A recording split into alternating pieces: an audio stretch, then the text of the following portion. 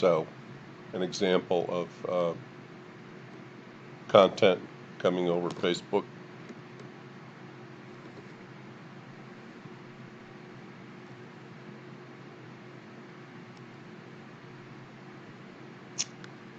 Could be misinformation, could be disinformation, because Facebook allows, let's call it crowdsourcing. You can put up content, whatever content you want. Yes, Facebook has some ways to digitally look for words or topics and remove content, but it doesn't get everything by a long shot. And its policies as to what's allowed and what isn't allowed, the policies are also frankly confusing. A little reminder here. The source is who is putting up the content. Issue with Facebook is we don't always really know the source.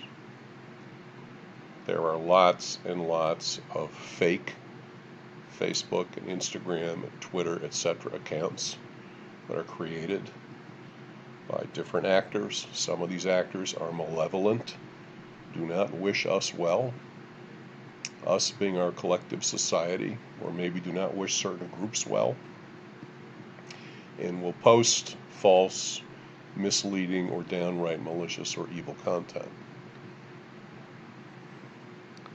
So we need to do our best to find out who is really the source for content. I would put a big salt shaker right next to me anytime I was looking at any news feed on any social media website. I'd take it with a lot of grains of salt. Some examples of people posting misleading or dangerous content. And this is one where we can know the source. Former President Trump posted a lot of misleading and sometimes even malicious content on Twitter, where he had, 70 million followers. Never in our history has a political figure had that kind of communication power. And I want you to think back to Abraham Lincoln sending letters to the editor of the New York Herald Tribune, or whatever the paper might be, and that letter would then be picked up and published by newspapers all across the country. Maybe it would be sent out by a telegraph wire and then picked up and published all over the country. It could take him a week to reach people who read newspapers. Franklin Roosevelt had a weekly fireside chat, reaching immediately all the families in the U.S. who had radios. Once a week, okay, with a scripted message. And Donald Trump, with the capability of social media and the internet, reaching 70 million followers potentially, hundreds of times a day, whenever he felt like it, with no filter, no one verifying content or screening it for harmfulness or truth or anything else.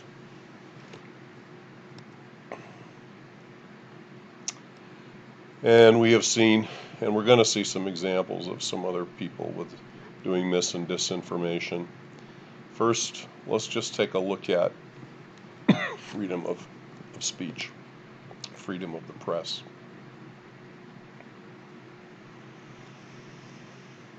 Well, the reason this is the First Amendment to the Constitution, one of them was that the Founding Fathers recognized that having the press, meaning newspapers that were printed on a printing press in those days, hence reporters are always referred to, even up till now, as the press. I have a press pass. They knew that it was important for an outside body, outside of government, to shine a light on the doings of governments, federal governments, state governments, local governments. And so, they're for the freedom of the press. That's in our First Amendment to our Constitution. So it's literally in our Constitution. It's a change, it's an amendment. So in our country, we can't do something like was done to Jamal Khashoggi, or do something like was done to the Chinese tennis star for speaking out or saying something unpopular. We can't throw them in jail. We can't kill them. They're allowed to say what they need to say if they found out something. That's an important balancing factor in our society. Make sure people don't get away with things. There's also freedom of speech, meaning I, as a private citizen, even though I'm not in the press, can say whatever I want. I can say something unpopular, I could say something wrong, I could say something untruthful if I believe it's the truth, or if I don't. As long as I don't slander someone or say something that would be harmful to them, that's untrue, that's slander. And there are a couple of other rules that have been codified over the years regarding freedom of speech. There was a case during the First World War, 1919, where a fellow whose last name was Schenck was picketing a line of men signing up for the draft to join the army in World War I. I don't know what his picket said, his sign said, Mr. Schenck, but it basically discouraged people from signing up for the war. This case went to the Supreme Court, where Schenck was found guilty. In other words, his sign was not within the bounds of freedom of speech, because if you keep men from fighting in a world war where the country and the society is at war, that's a danger to the country. So the words that kind of came out of that were, if speech presents a clear and present danger, that speech is not allowed.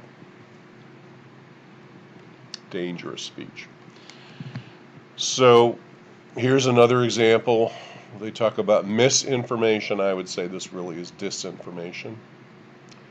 The New York Times found that this fellow, Joseph Mercola, an osteopathic physician, creates and profits from misleading claims about COVID-19 vaccines. It also found out that he is selling his own cure, quote unquote, for COVID. So he is, that's when they say profits. So he's profiting from spreading negative information about vaccines. So when we wonder why some people are reluctant to take vaccines, despite the fact that they were widely accepted 30, 40, 50 years ago, one of the reasons is people like this guy going on social media and posting disinformation about vaccines. And it turns out, what are his motives? He's profiting from it. Now, this is an example of someone at the Times doing some detective work on the source. And this is what needs to be done with many, many things on social media and in other places. It all depends on the source. Who is the source? What are his or her motives? What do they want out of this? Another example of mis and disinformation. This is a very good film called Brexit, the Uncivil War. I have my classes watch it, my database class watch it. Similar thing happened in the U.S. This is where a faction within the British government that wanted the UK to quit the European Union manipulated Facebook groups, Facebook users, with in some cases untrue information and lies about, what European Union was doing to Brits, and helped get British public to pass to vote yes for leaving the European Union. The British exited the European Union. This happened. This was another example of social media being used, manipulated. In this case, by a political group that wanted a certain outcome. The British, by the way, were told lies about how much the country had to contribute to medical insurance. They were told lies about immigration. They were told a series of lies as part of this manipulation. And Benedict Cumberbatch, it wasn't his fault. He plays the character who was the man who led this effort within this faction of the British government. Here's some other disinformation that's important for us to know about. These were Facebook ads, Facebook pieces, sponsored, you can see. So they're ads. They ran on Facebook and they were run by agents of the Russian government. This has been proven. And they're run to influence our election. Our election in 2016. I think most of this is before 2016. But the Russians are still doing this kind of stuff. And they have hired people who have some kind of understanding of some of the issues in America. And you can see what they're doing, frankly, is stoking up feelings many times on both sides of an issue. So the source for this is the Russian government, okay? The Russian government does not have the interest of the United States at heart, I can promise you that. It's another Facebook ad from the Russian government.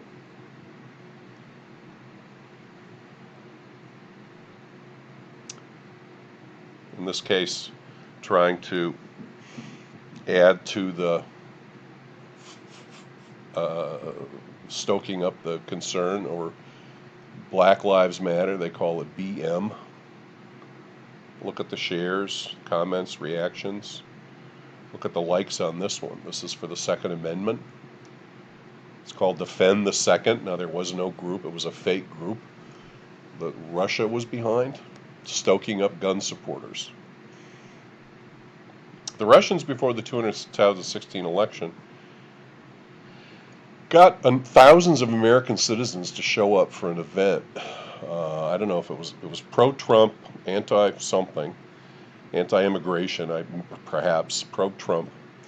And the Russian government organized this event. It was a fake event. Americans were not involved in organizing this event.